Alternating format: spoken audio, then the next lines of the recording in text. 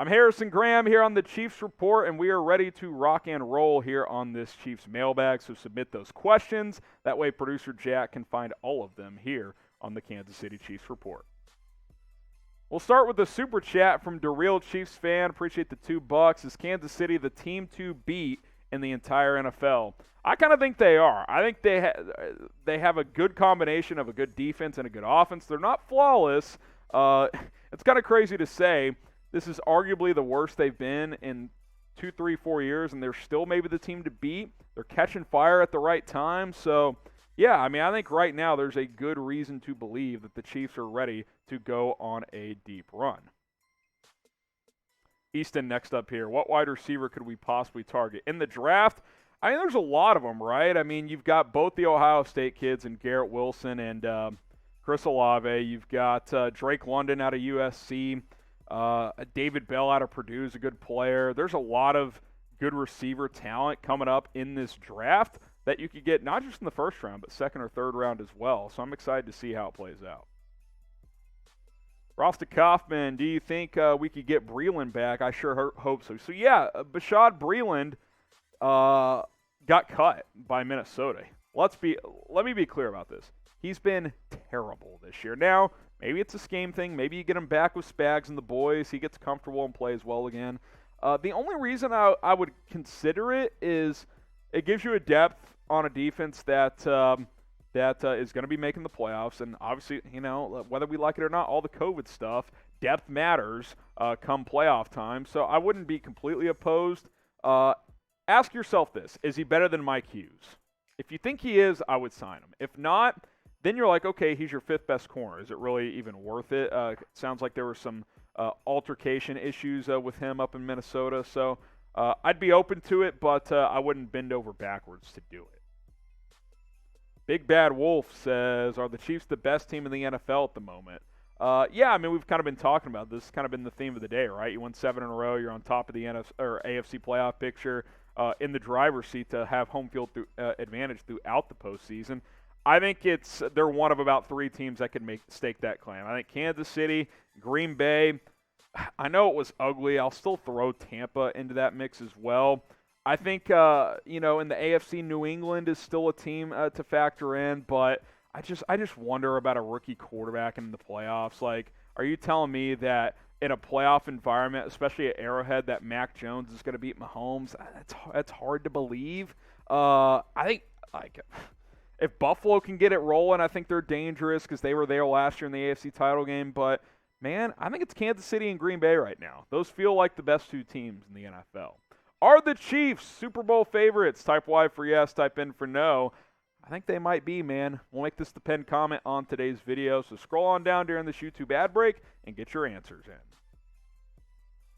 Franky Thrasher, should we play more Michael Burton? So the fullback, yeah, we saw this quite a bit against the Chargers. They ran, offset I, straight I formation. What's I formation? Quarterback, fullback, running back. Offset means like the fullback is lined up either slightly to the left or to the right of the quarterback, and behind him, of course.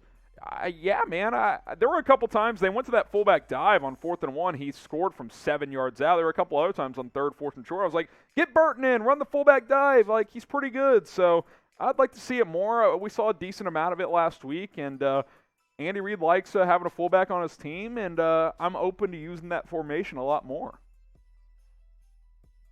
Beech 303, what's the chances we cut 55 next season? That would be Mr. Frank Clark, who has been playing better but did not do much against the Chargers without his boy Chris Jones. I'd say it's 50-50. I think it's possible.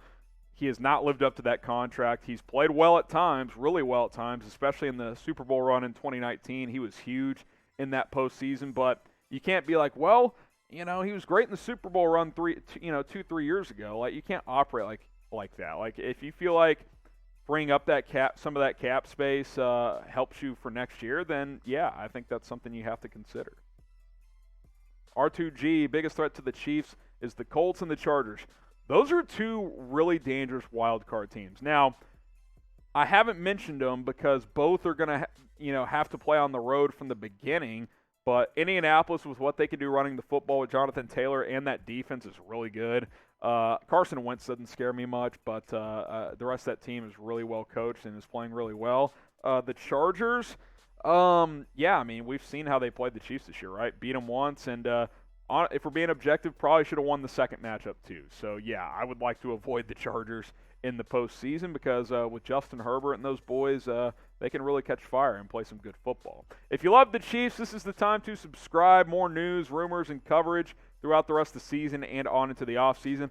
Playoffs are upon us. In about 3 weeks, the playoffs are going to be here. So this is the time to jump on the train and really see where this journey ends up because I think another Super Bowl appearance and hopefully another Super Bowl could be in the cards. Subscribe, turn on those notifications, tell a friend. Let's continue to grow this channel here at youtube.com/ChiefsTV.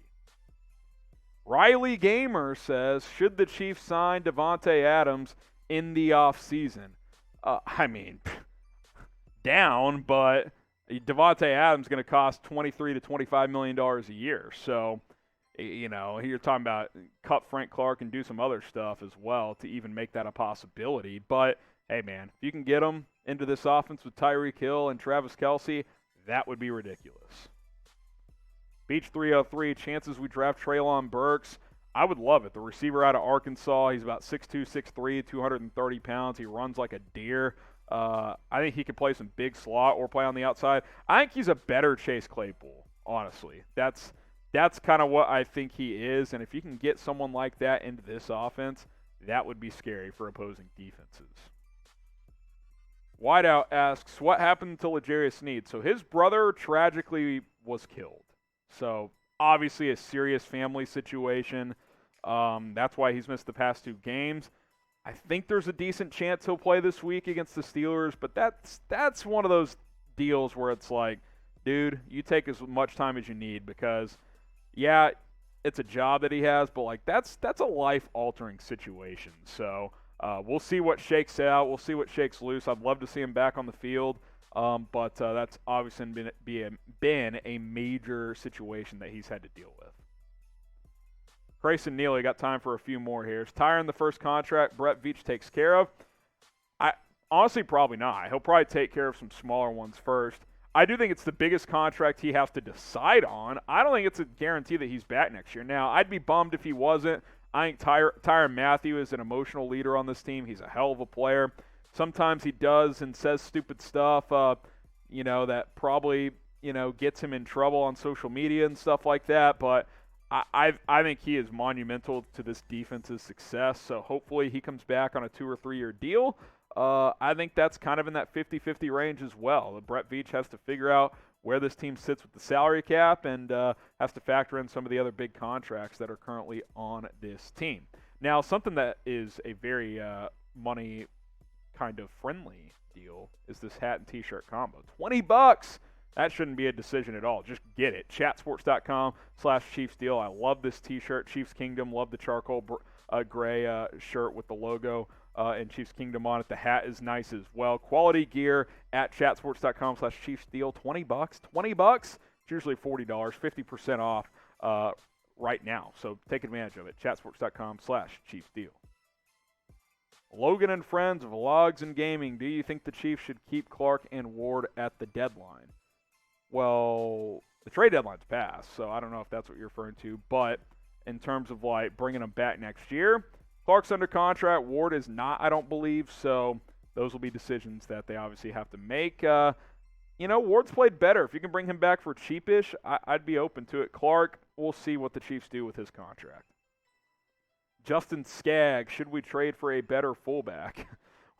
Well, trades can't happen until the offseason, but I think Michael Burton's pretty good, man. I think for a fullback, he's doing what the Chiefs want him to do. Beech 303, chances 55 and 56 are cut before next season. Obviously, Frank Clark and then Ben Neiman. I think Ben Neiman's not under contract, I don't think, for one. We'll see if he's back. If he is, it'll be for very cheap. Good special teams player, by the way. We should factor that in with Ben Neiman. Frank Clark, again, 50-50 if they cut or keep him.